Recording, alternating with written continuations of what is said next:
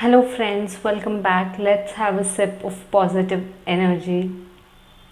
Friends, Rahim Das ji का एक दोहा है। रहीमन धागा प्रेम का मत तोड़ो चटकाए, टूटे से फिर ना जुड़े और जुड़े गांठ पड़ जाए। हम सभी ने सुना होगा, हम सभी इस दोहे से काफ़ी फेमिलियर हैं। तो फ्रेंड्स, इस दोहे का भावार्थ, इस दोहे का मीनिंग हम लोग ये निकालते हैं कि जो हमारे प्रेम पूर्ण संबंध हैं, हमारे जो भी संबंध है, रिलेशनशिप्स है लाइफ में, उनमें हम गठाने नहीं पड़ने देना चाहिए। वो प्रेम जो है रिलेशनशिप्स में वो नहीं टूटना चाहिए, क्योंकि एक बार अगर टूट जाए तो खटास आ जाती है। यही भावार्थ जनरली हम लोग सब निकालते हैं, और अगर हम डे टू डे लाइफ में इसे इम्प्लीमेंट भी करें तो सही है, क्योंकि एक बार जो चीज़ बिगड़ जाती है उसमें खटास आ ही जाती है उन रिश्तों में। पर क्या आपको लगता है कि इतनी सिंपल सी बात रहीम दास जी हमें बताना चाह रहे होंगे, उसके लिए उन्होंने ये दोहा लिखा होगा? मुझे तो इसमें एक बहुत गहरी बात छुपी नज़र आ रही है दोस्तों। मुझे इस दोहे का मतलब कुछ ऐसा समझ में आ रहा है कि जो प्रेम होता है ना, रहीमन धागा प्रेम का मत तोड़ो चटकाए, तो रहीम दास जी कह रहे हैं कि जो प्रेम का धागा है उसे मत टूटने दो। क्यों मत टूटने दो? उसका रीज़न ये नहीं है कि आपके रिश्तों में खटास पड़ जाएगी। उसका जो मतलब है, भाव है, वो आध्यात्मिक विकास से भी जुड़ा हुआ है। वो कुछ इस तरह से हमें बताना चाह रहे हैं कि जैसे गीता में भी बताया गया है कि सबसे ऊंचा स्थान भगवान ने किसी चीज़ को दिया है तो वो है प्रेम को।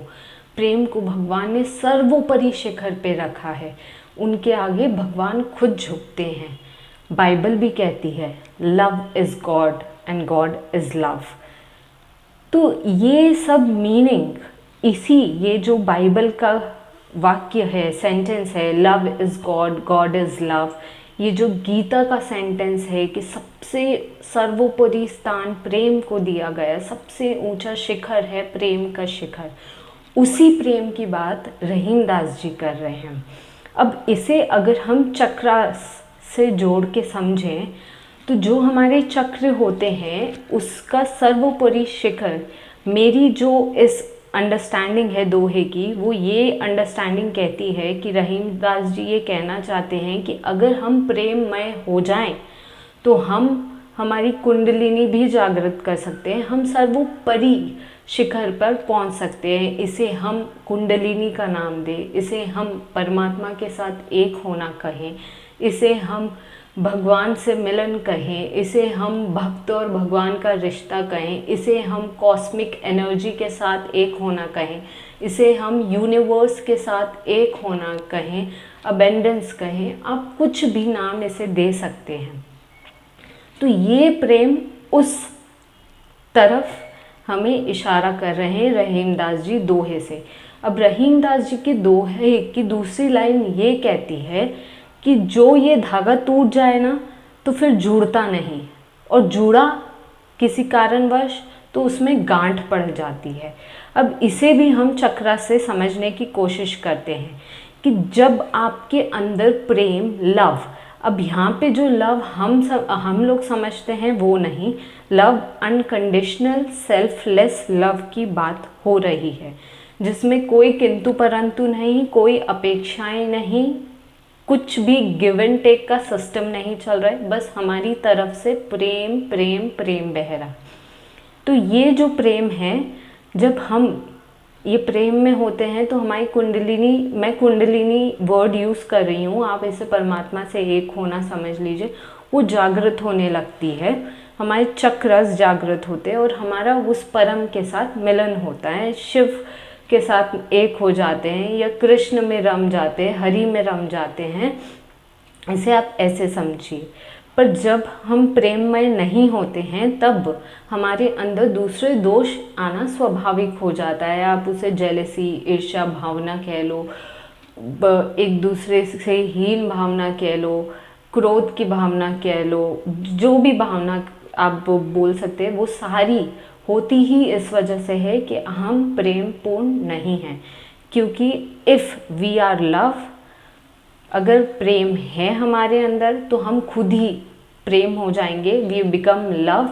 और जब हम लव हो जाएंगे तो बाकी जो हमें भगवान के गुण बताए जाते हैं, करुणावान और सभी गुण की सच्चाई, वो सब ऑटोमेटिकली, ये बाई प्रोडक्ट होता है लव का। कि जब आप प्रेम में होते हैं आप में ऑटोमेटिकली क्षमा आ जाती है, आप में ऑटोमेटिकली सहनशीलता आ जाती है, आप दयापूर्ण हो जाते हैं, करुणा के सागर हो जाते हैं, आप सब कुछ हो जाते हैं।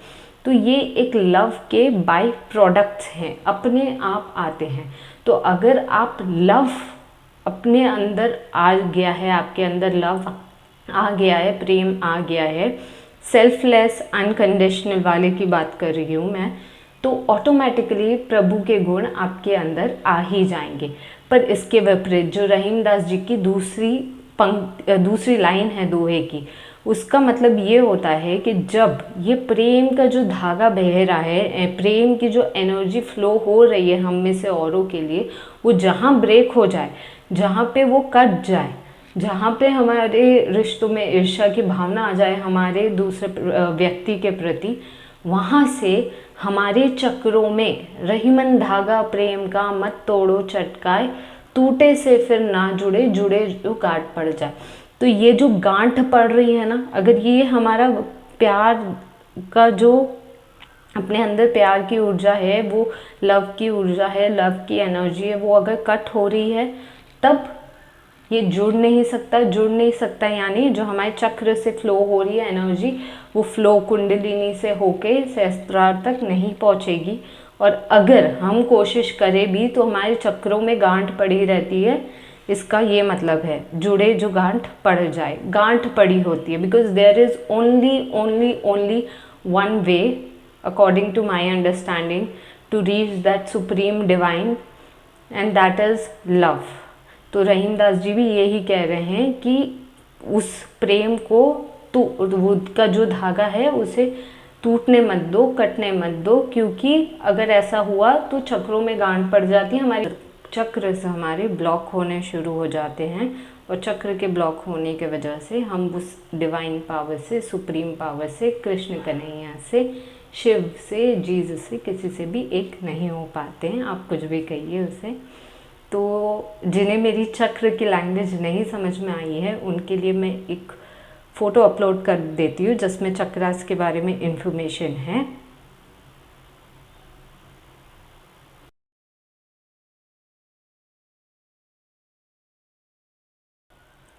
Thank you guys for watching my video. See you soon again. Till then, stay happy, stay positive, spread love.